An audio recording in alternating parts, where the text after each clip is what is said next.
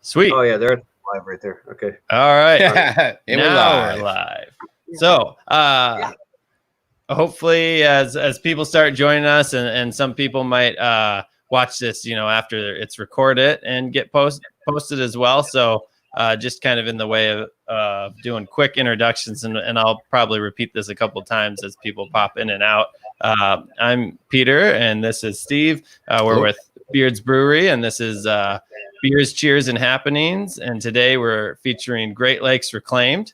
So if you guys want to give a quick introduction, I'll let you just a real brief one, and then we'll get into cracking beers. Yeah. Right. Okay. Yeah, that's the important part, right? Yeah. Well, that's part of it for sure. That's why we're here.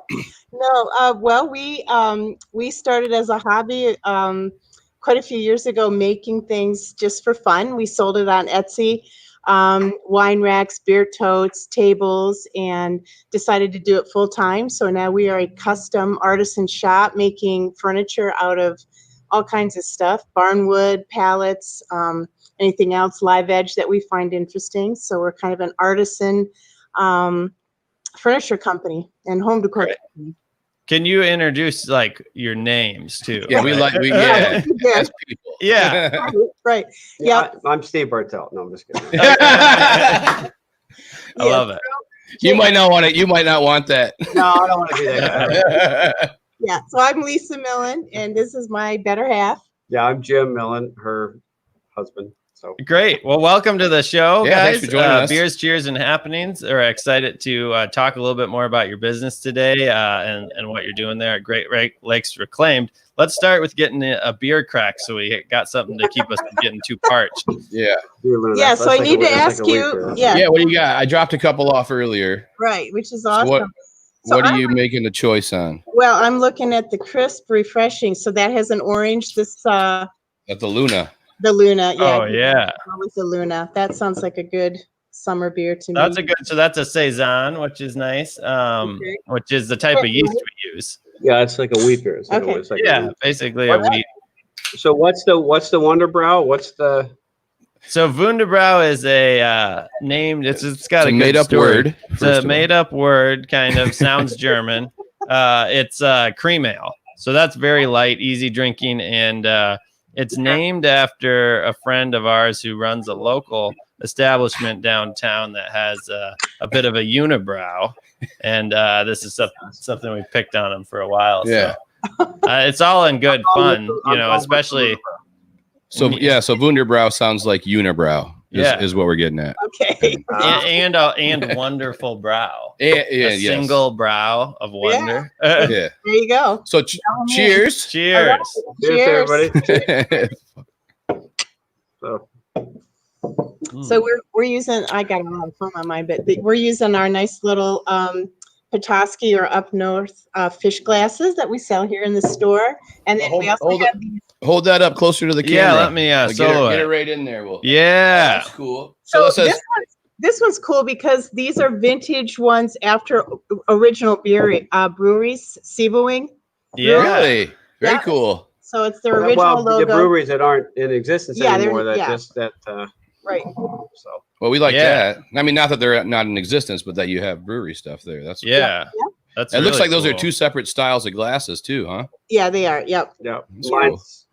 This is definitely. I can drink mine faster than hers. Yeah. So if you're just joining us as a viewer as well, we just cracked beers. This is Beers, Cheers, and Happenings, and we're talking to Great Lakes Reclaimed. If you got a question or you got a beer you're drinking, throw it in the comments. I would love to engage with you. So I think with that, maybe we'll jump in a little bit more to how you guys got started. You gave the brief overview earlier, but what got you rolling? Like, what were you doing before and said I should open a shop where we're making custom things from reclaimed items and whatnot? That's probably you. You can go on that one. Yeah, I think back probably in about the. In the down. I mean, I've been in building my whole life, and so we've always had a shop. But in the downturn in I think 08, 09, or 07, 08, 09, in that area, we just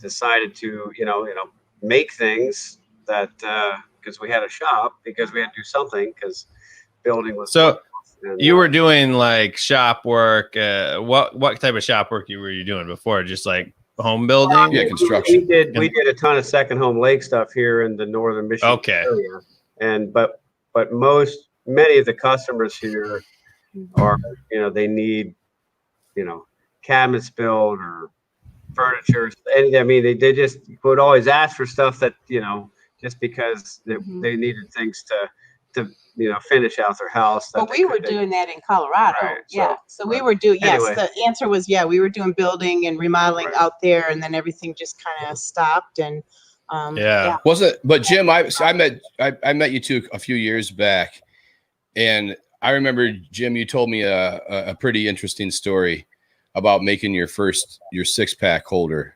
Right. That something that you were spoken to. Do you mind speaking on that a little bit and telling that story? Because I think that trying to get to that. Oh, I'm sorry. You're rushing them. I'm sorry. On what they were into. So okay, we'll let you guys talk now, so that you're not. We won't talk over you anymore. No, I think what Steve's referring to is, when I met Steve way back, and but we're kind of at a crossroads. We were doing a lot of building, but we were doing a lot of remodeling and restoring houses and, buying some stuff. We were kind of in between projects, and we were just like sitting here going, we need to have something more to fill our time in with. And, honestly, we were just praying and just like saying, hey, God, what do you want us to do? And, one day my wife walks down with this like thing planned for a beer code. You ought to do something like this, and we threw it out on Etsy, and I remember specifically I was working on a job building a deck, and I got this thing like, it says like Etsy sale. And originally, when you go on Etsy, they tell you it could be 4 to 6 months before you make your first sale. This is like 3 days into it, and I sold like 8 beer totes to some wedding in California. And I didn't even I looked at the guy working with me. I said, "What is this? What is this online thing? What is this? I don't get this." And he goes, "I think you sold something." And I'm like, so off we went. From that point, we ended up building wine racks and ended up in furniture, and it is what it is today. We started with a beer tote and a prayer, and deck job. So so I mean, that's awesome that you started with a custom beer 6-pack holder, it looked like. Obviously beer is what we started in too. I mean, now we have a restaurant and stuff too, but we kind of built it out of beer. So in a strange way, we sort of started the same. Yeah, same starting point. Right. Started with a beer. Beer brings everybody together. So that's what we say on our growlers. Beer is social, and it should be enjoyed with others. Right. Well, that's an awesome story. Great to hear. So you had said you were in Colorado. Was this after you came to Michigan that you came up with the beer holder, or where was the move?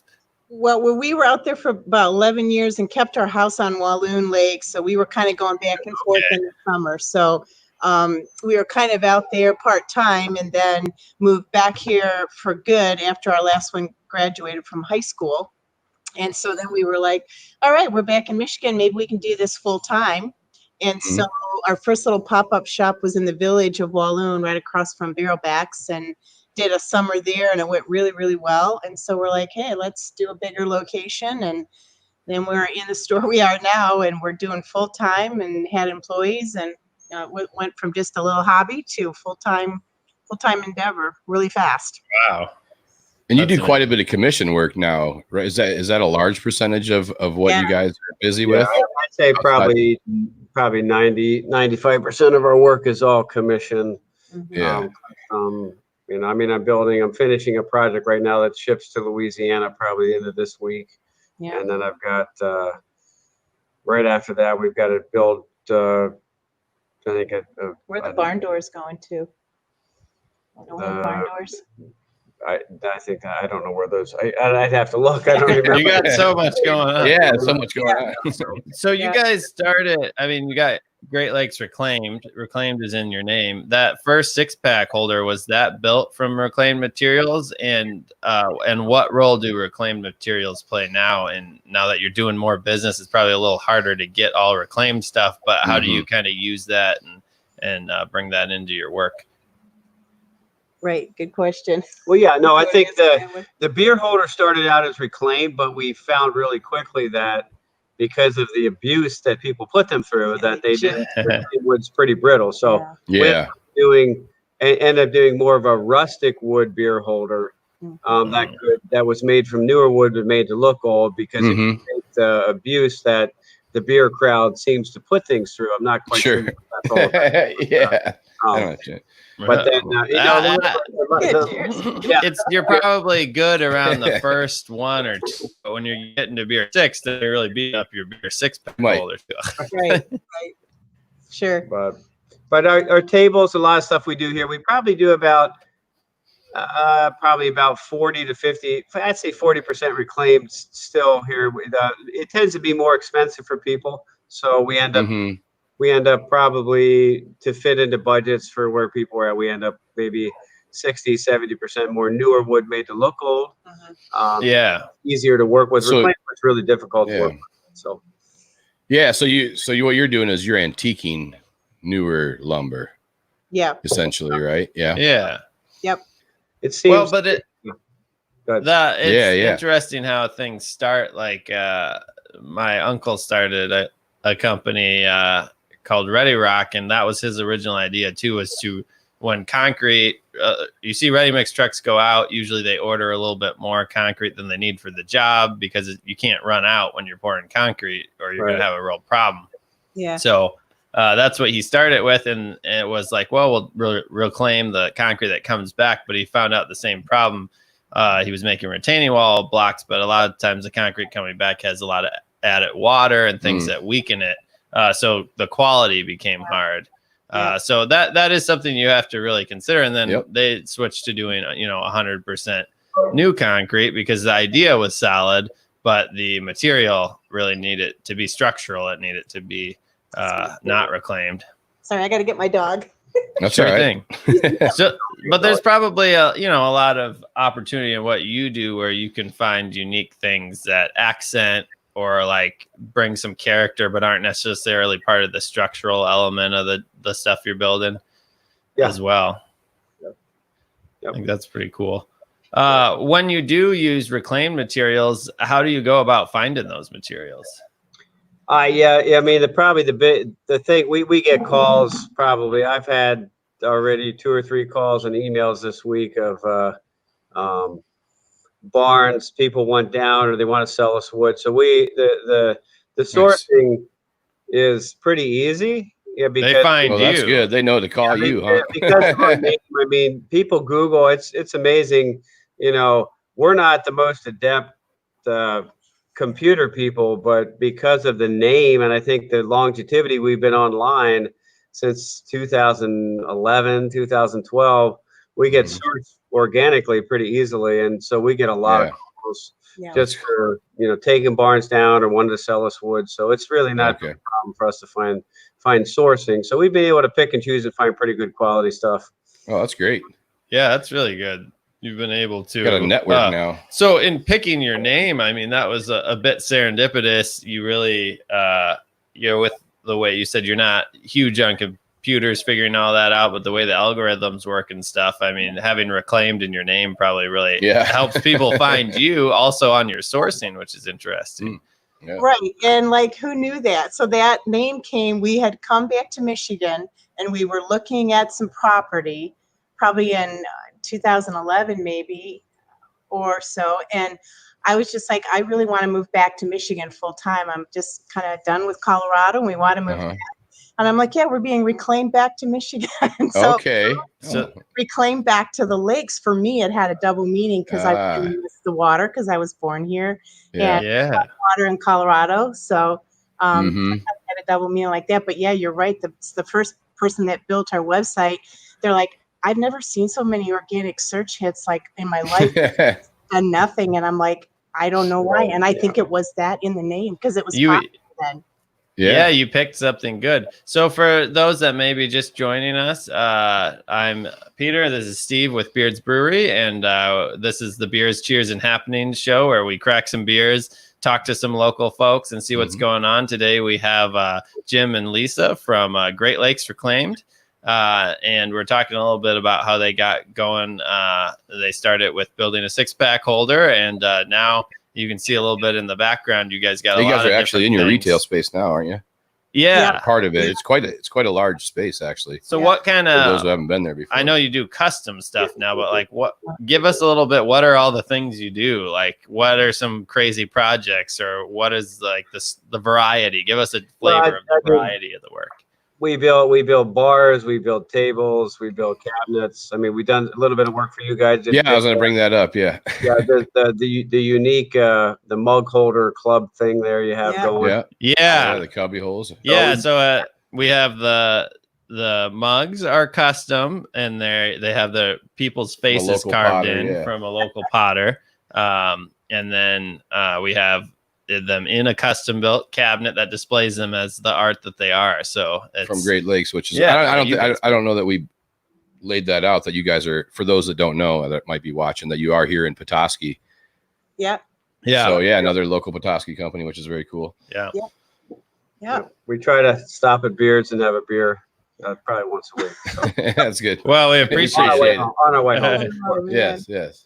So you guys build, you build custom builds. Yeah, what's the craziest custom build you've done?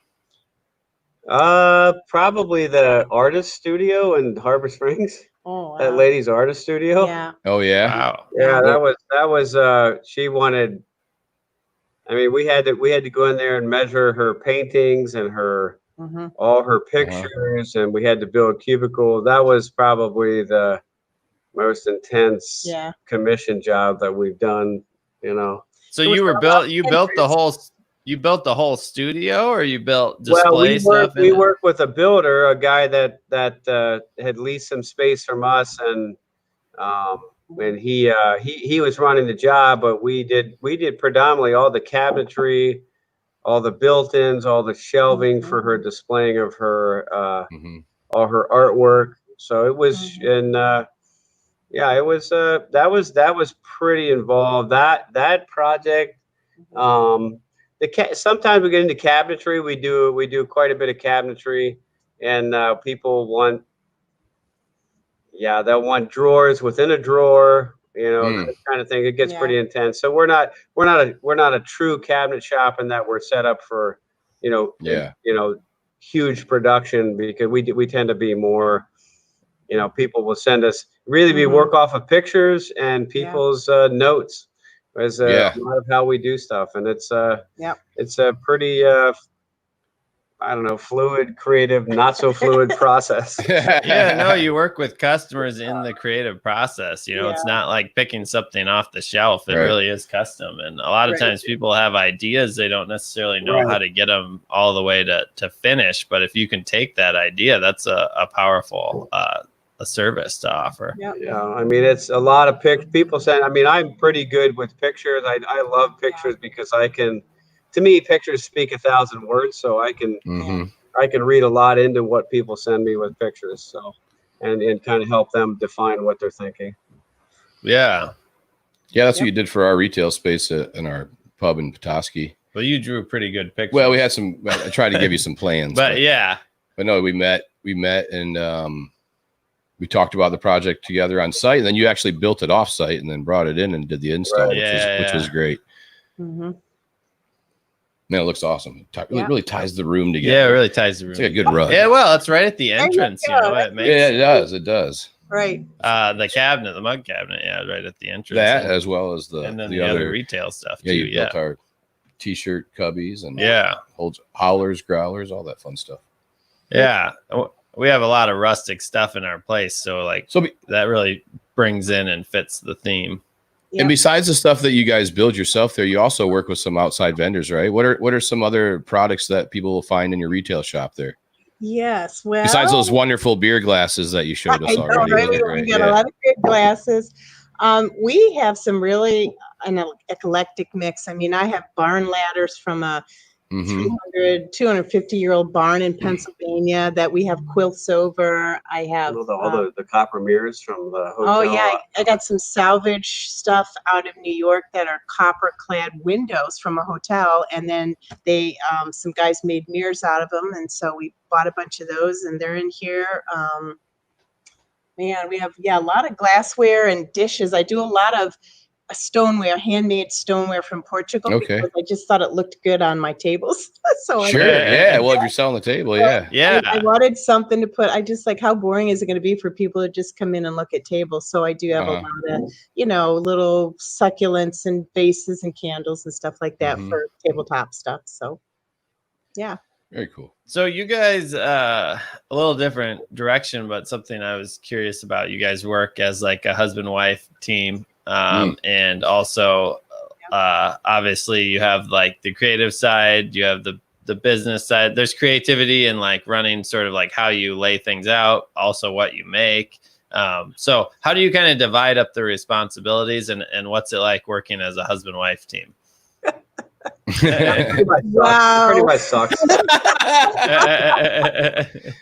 Yeah. Got you this far. Good question. I would not recommend it for any kind of marriage counseling or any, so. But. Well, I think for us, because we've been married for 37 years, and we have raised 4 kids, and we have built, I bet we built custom. I've been designing, and he's been building our last 4 or 5 big homes, couple on Walloon, couple in Colorado. So we kind of had that process going already. I would draw it out on a graph paper, hand it over to him, and he would, kind of put it together. So it's really nothing's changed. It's just on a more detailed, bigger scale, which is harder. It's not just like, all right, here's the window schedule for the house. It's like, here's the 20 pages of details for this lady's, hutch, dining chair, and bed set. So I would say I would not recommend. Wow, honey. Yeah. No, I'm with you. I mean, it works for us, but I look at us and go, if we could might be the outlier. Sell this on the internet, we'd make millions, but I don't think anybody'd buy it. So, but whatever. So, I don't think we do what we do because of our combined skill set. I'm an artist and a designer. He's a real businessman and a craftsman. So, but I also think particular skill set. There's something to that idea of like finding, this is a career you started after you raised kids and stuff together. So you'd been working together for a long time in a different sense, right? And like kind of how that worked. Yeah. And I think the further I haven't been married that long, but the further you get into it, I think the more you just kind of find each other's space, so to speak. Yeah. And if you can figure out how to bring that into a business setting where that complements, and it sounds like you guys have complementing spaces, so to speak, as opposed to us, a lot of areas to butt heads. If you were both trying to do all the designs and creativity, it just wouldn't work. So that's really cool. Yeah, that's exactly right. It's like, know your lane. That's the advice I'd say. Know your lane, what your interests are, and stay in that lane.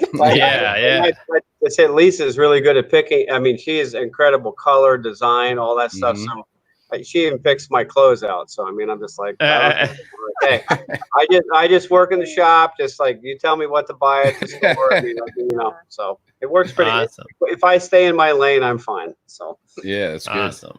Well, I'm just going to give a quick shout out again to anybody watching. This is Beers, Cheers, and Happenings.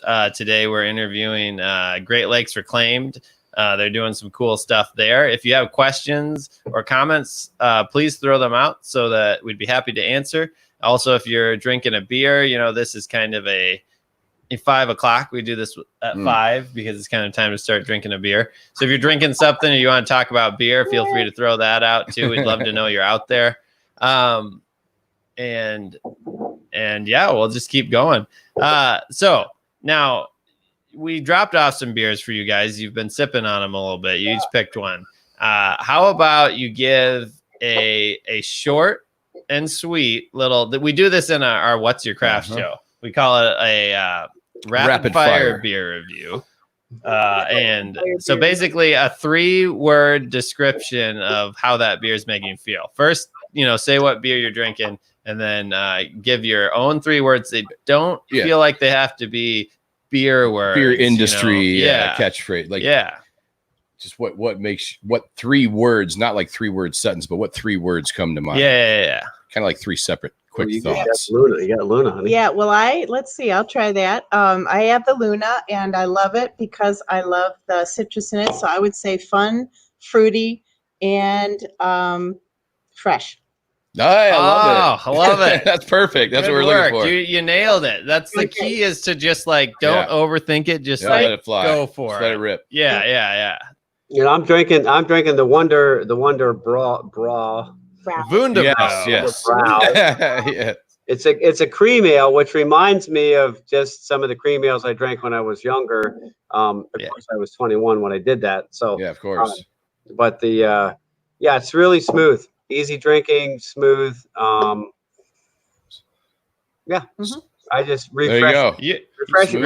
There you go. Northern Michigan, which is rare. That is a nice. Well, and I believe it says on the can, it's good for like a lawnmower beer. It might say that on the back somewhere. I can't remember. We kicked around a lot of ideas. Barbecue, ice cold after mowing the lawn. There you go. Refreshing, ice cold after mowing the lawn. Sometimes that's what you need, just something easy drinking to run with.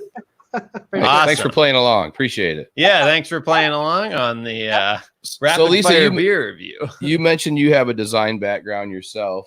I guess I have a 2-part question. I guess I didn't know that part of your skill set, so I don't know if you want to touch on that a little bit. But also, my other question is: are you guys working with any local designers? Because from the descriptions of some of the items you have there, it sounds like your shop would be a good place for people to swing through to look for unique items that they're not going to, find other spots. Yeah, well, thanks for saying that. That's good. We have worked with architects, a lot of builders, right? I mean, we had several builders for mantles and islands and stuff. Right. Not so many interior designers. Okay, maybe they don't know yet. Maybe if they watch this, they'll know that you're a good spot to come through. Yeah, that would be good. And what was the first part of the question? Oh, I was just like, if you want to talk a little bit about your design background, or like what other things that I don't know if there's other industries you worked in, or like anything you wanted. Yeah, when we were in college, we met at Goshen College in Indiana, and I was in social work. And I got into a pottery studio. Okay. And I was literally in there sometimes till 2:00 in the morning. Loved to throw pots, and I became really skilled at it. In fact, when I graduated, I took another year of pottery and was selling it in a little craft store in Pennsylvania, or a little antique store there. They took my pottery. Nice. So yeah, I did pottery. I did painting. I've done house design for him. I had the minor in art. Yeah. My degree was in social work, but my family has always been that way. My grandma and grandpa were from Charlevoix, so here's a shout out for Charlevoix. Yeah. The craft store right across Bridge Street called Mardine's, and she was a knitter and sold stuff for stained glass and yarn and all kinds of stuff. So I just grew up in that's awesome. Crafty, artistic family. So. Yeah, so you've always been doing it. Yeah. Yep. That's cool. Yeah. Yeah, so local designers in the Petoskey, Harbor Springs, Charlevoix area need to swing through Great Lakes Reclaimed, see what they got. Well, and not just what you got. Not what you got, what you can do for them. Yeah, I mean, you can get something custom to some partnerships. I think a lot of times as a designer, you're looking for how you can make it unique. What can you put in there, But then finding someone to execute that's also hard. It's even harder. A lot of times. So idea is only as good as the execution. Yeah. So. That's true. Yeah. We execute a lot of crazy ideas. Sometimes we just do whatever we can, though. Yeah. Sometimes just tape it together and fly however we can. It's not always perfect, but we make it happen. Yeah. We get it to the finish line. You never get anything done in life if you're waiting for perfect. Yeah. So if people are just joining us again, I'm going to throw out one more call. If anybody's got questions, we're interviewing Great Lakes Reclaimed. course, we're sharing a beer here, and this is Beers, Cheers, and Happenings. So please throw comments in if you got any beers that you're drinking that you want to share with us what you're drinking. We're happy to comment on it, but we just appreciate everyone watching. So I'm trying to think. So you guys have on a little bit more getting into like the technical. Where did you pick up you said you did building, but like, where did you pick up the skills to kind of make the reclaimed, the kind of distressed, aged look stuff? Yeah. The some of it's actually reclaimed, but some of it you're just giving it that look. I mean, how'd you come up? I worked for, I was born and raised in southern Pennsylvania, and it's a lot. I mean, I was raised Mennonite, so we're a lot of cabinet makers, a lot of, it's a lot of blue collar kind of mindset out there. But, I grew up, I actually went to school for industrial arts and did teaching secondary ed, and pretty much bombed out of that because I couldn't stand it. But, I don't blame you. So anyway, rough gig. But I could frame all day and come home and feel rested, and versus working in a school system and coming home and at 4 o'clock wanting to go to bed. But anyway, beside the point. But that's not just beside the point. I just would touch on that. Super like important. Yeah, finding the thing that you love. Yeah, it's like it's different. It's not so draining all the time. Right. Yeah. I mean, I love building, and I worked for like Hans Peter Neufeld, who was an immigrant German, Polish German immigrant that came. Our church sponsored him after World War II. And he is a guy that I worked for in high school summers and then out of college for 4 years. And Hans was we did tons of custom work for people. We were building, it wasn't just an average like spec track home. It was all custom. And so we were constantly building cabinets and doing all this extra stuff for people. So it was,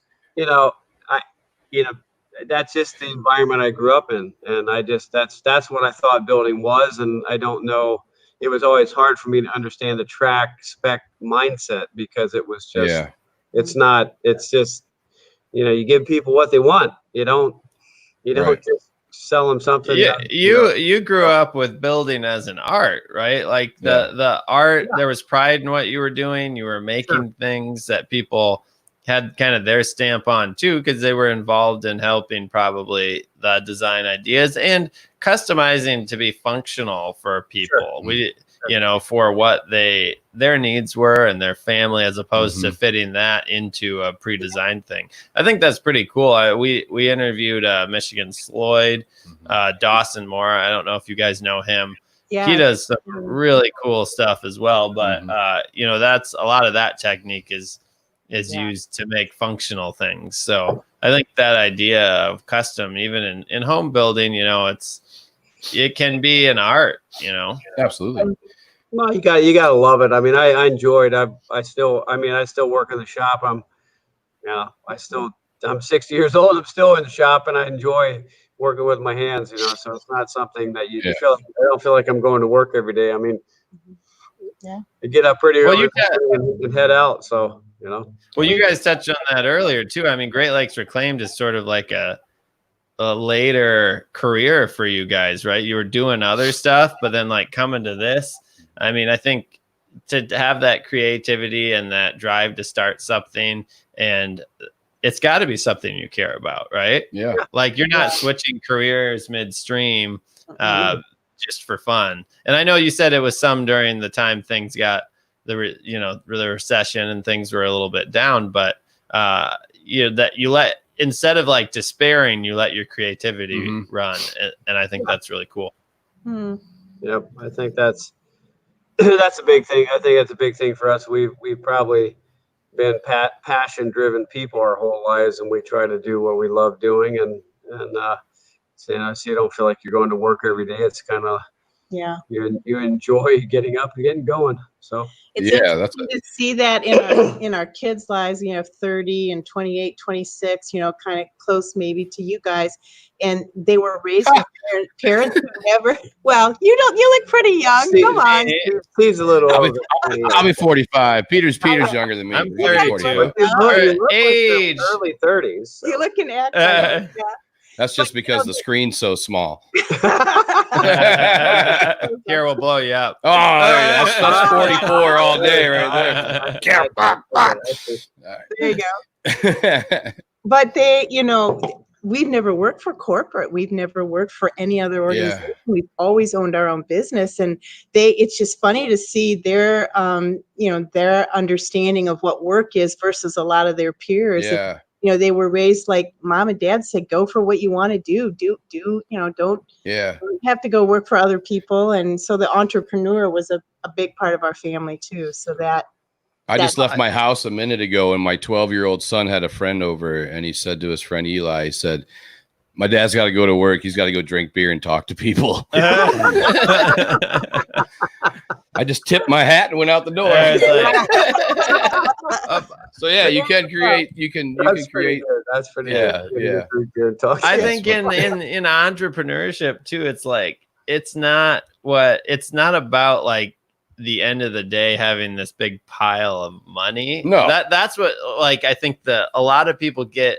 Or they think like, okay, I should start something because I want to make a ton of money. I think that's a bad idea. I think when you're young, you think that more. Yeah. And then the repetitiveness of life hits you, and you realize how many hours you spend making money. So if you can find something you enjoy to bring that revenue in, that's a much happier life. It's a better way to do it. Whatever that is. Like if you love, you love being a landscaper, and you want to haul around heavy stuff all day, do that. It's just happiness in the end. You don't need the money will come if you do things well. You don't need to have the be the next $1 billion company to make so much work to make something that is rewarding for yourself, right? Like you can have a career that you enjoy and not feel like, well, I can't do it because I can't be that big thing or that famous thing. It's like, you can start small, do something you care about.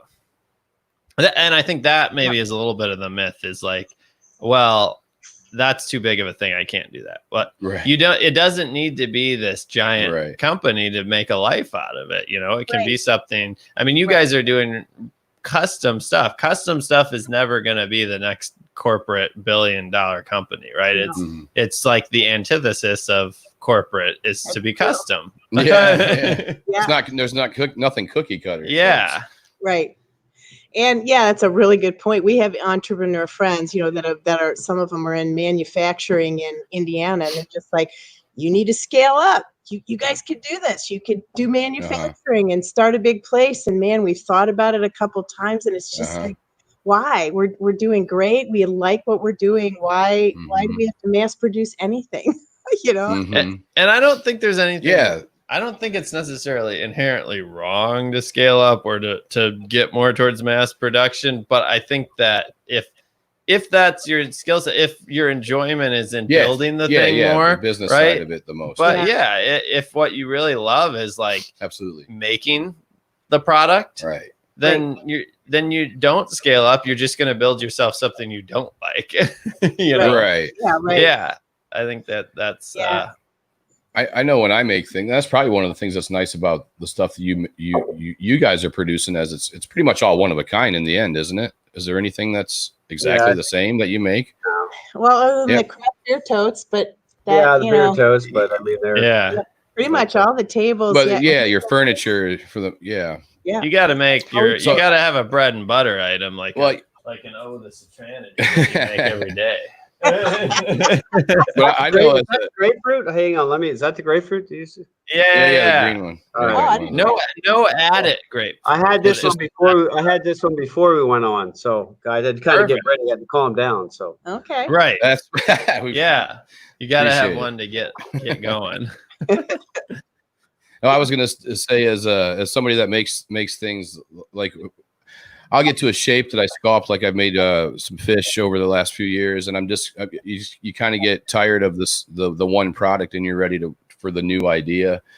You gotta feed that beast about being a creator, So I was listening back to some footage from the What's Your Craft show, and for those just joining, this is kind of our live version of that show. We do a more produced show where we interview creators and artisans, and This is the Beers, Cheers, and Happenings, where we kind of talk to people live about what they're doing, artisans, creators, business folk.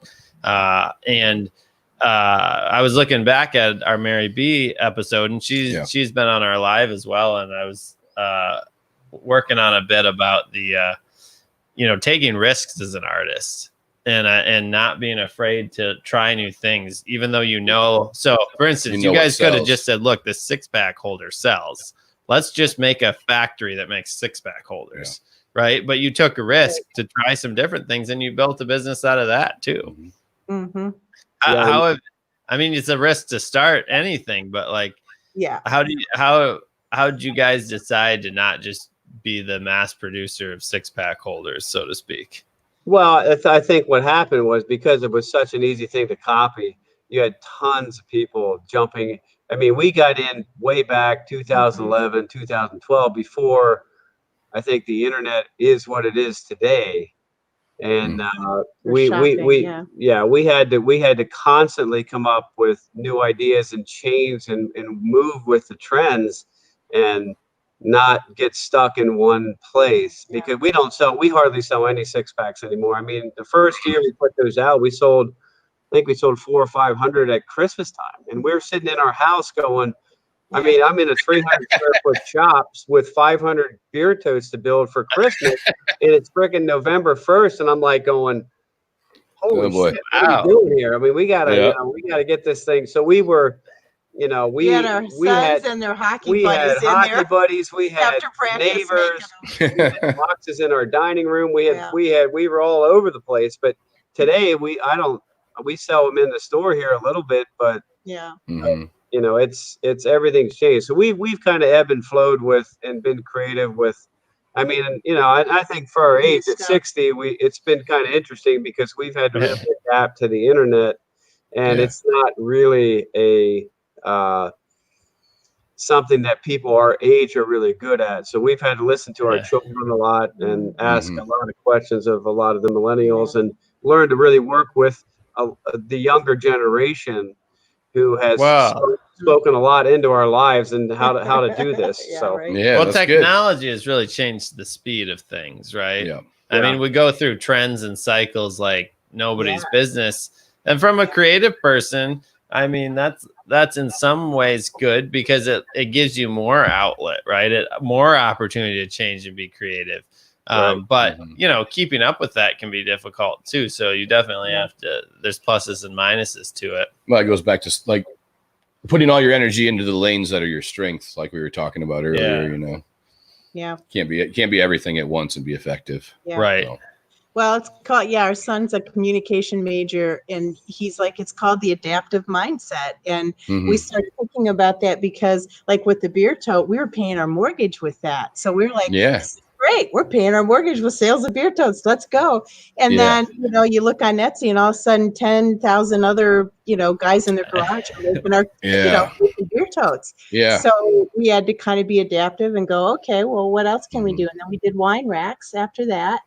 And wine barrel. Oh, that was the first reclaimed product we did. We got Napa Valley wine barrels, and we were pulling those apart and making. Yeah, those are cool. Yep, and tables and stuff like that from the wine barrels. So it's you do have to adapt for sure. That's where that artist designer mindset comes in handy when you need to come up with new ideas. Yeah. Right. Yeah. So we've been going for we've covered a lot of ground. Sure. I think so. But I just throw out there, anybody that's watching, if you got some questions, free to throw them in the comments. Yeah, it's a shy day. It's a shy night. A lot of times we get quite a few questions. Yeah. So we'll see if anybody else has got something. We'll probably chat with Great Lakes Reclaimed here for another 5-10 minutes. So if you got questions, please throw them out. Let us know what burning things you have to say, and or if you're drinking a beer, you're like, hey, have you ever tried this beer? Throw that out. We are beer. That is our craft at Beards. Is there anything that you guys wanted to touch on, or anything going on with the business that the people should know that might be watching? What you know what we haven't done? Here's something Yeah. that you could do is why don't you let everybody know the best way to get in contact with you if they're interested in working with you outside of the shop, if they're interested in visiting you in your space there. Why don't you give them the contact information that's the And your best? websites, all that kind of stuff. Sure. Yeah, we do a ton of quoting even Okay. over online and through email. So best way to get us to get a quote on something if you have a project is our email, which is greatlakesreclaimed@gmail.com. So email us, and we have cards here in the store, but if you come by and look around and see what we have in the store and kind of get the inspiration flowing, we can work from that. But I feel like email is the best way. Calling, when we got shop tools going in the back, we miss a lot of calls. So we're just like, I think it's better to email us at greatlakesreclaimed@gmail.com. And then the website's greatlakesreclaimed.com. Yeah, and the website. It's a good way to. And they can see work there, but then you guys also do. You also have a Facebook and an Instagram page, isn't that correct? That's right. Yep. So if they want to see some of your work, I know some of your processes on there even. Yeah. Why don't you let them know where to find you at on those platforms? A quick shout out to Jeff Neal for watching. Such a cool pair of businesses. Appreciate the comment. Thanks, Appreciate Jeff. you Appreciate watching, that. Jeff. Thanks, Jeff. Cool. Way to come through with the comment in the last 10. Bang! We Jeff needed for it. the win. We almost got skunked. He came with another one. Some of the coolest tables in decor in Northern Michigan. There you go. I mean, you guys are having an impact, doing some cool work. So cool. Well, there's a lot. That's, speaking of building, you know what? Go ahead. Give them your Instagram, your Facebook first, and then I'll touch on this. Sorry. Well, I don't even know what our Instagram.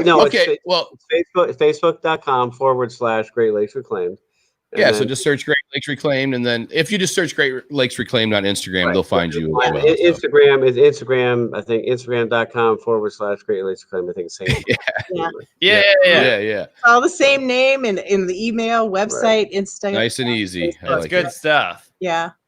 Yeah. Now I forgot what I was going to say because I don't know, but we got so excited. I got excited by Jeff. So Jeff got me all pumped. if anybody else has questions for Great Lakes Reclaimed, please throw them in, or comments, just nice things to say. Oh, that's what I was going to say. Speaking of building, we have so many beautiful homes around this area and everything. I mean, they deserve beautiful tables and it's heirloom quality stuff that can be passed up. Heirloom. There you go. Yeah, heirloom. Potato. Somebody sitting over here like making wool or making a yarn out of. They might have that in the shop as well. There might be some kind of wool thing on the wall. Well, we couldn't cut our hair during COVID, so it's kind of. So you stuff some pillows. I kept tiny little pillow. Like, finally, I have an excuse, right? I've been just sort of letting it go here. Just now. Last 3 months. Just now, the last 2 months, I just really got a lot of hair going. Got a lot of heirloom going on there. So heirloom. That's heirloom beard. Heirloom beard. You can pass that thing on. You guys should do a beer, heirloom beer. Heirloom. Might have to now. Let's have my dumb face like pronouncing it wrong. That'd be great. Man. Good times. Yeah. Good times. So how about we kind of work towards the end here with this. Got a closeout question? Yeah. What's the next big thing for you guys? Do you have something kicking around that you're like, are there any ideas? We want to do this, like it's not like planned to do yet, or it's in planning and we're going to be doing this? She's got one. Okay. Yeah, we have been talking about this, and so after COVID and being quarantined for weeks, house and and our dog and ice storms, and we're stuck out in the country, and we couldn't get to. Our son lives in Charleston, South Carolina, and then we have really good friends in Florida. We were just like, why don't we just close for 3 months? And then we had a customer come in from Charleston. And she's actually in Weequatonson, and we did a beautiful table for her for house in Weequaton. And she said to us, Jim and Lisa, when you come down to Charleston, you look me up. And she said, you should open a store down there. She said, this stuff would sell. It's the same thing. You would do so well down there. So we actually have toyed around with opening up another location in the South. So that's very exciting. That's big. Yeah, that's a huge next big thing. I just talked to my friend from Charleston the other day. That's a wonderful town to do business in there. Yeah. It's beautiful. It's a beautiful area. We could sell your beer in our store down there. There you go. I like it. We could conquer the South together. Northern Michigan. Northern Michigan takeover. Yeah. The North conquers the South. That would be an interesting play. Maybe we won't use that branding. Yeah, maybe sometimes, you know, when you're spitballing ideas, sometimes they don't all work out. Some of them come off the white. Yeah. Well, that's a really exciting one. That's a whole new adventure, huh? Yeah.